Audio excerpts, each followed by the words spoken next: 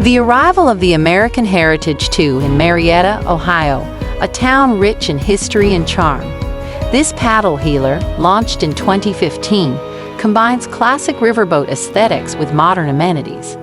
Once known as the Queen of the Mississippi, the American Heritage II travels from St. Louis to Pittsburgh, offering passengers stunning views and unique experiences along the Ohio River. Marietta, Ohio, is one of its many fascinating stops.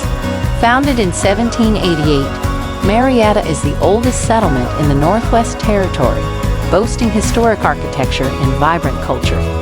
While aboard, guests can enjoy the Magnolia Lounge for evening music and the Sky Lounge for afternoon tea, enriching their journey with comfort and style.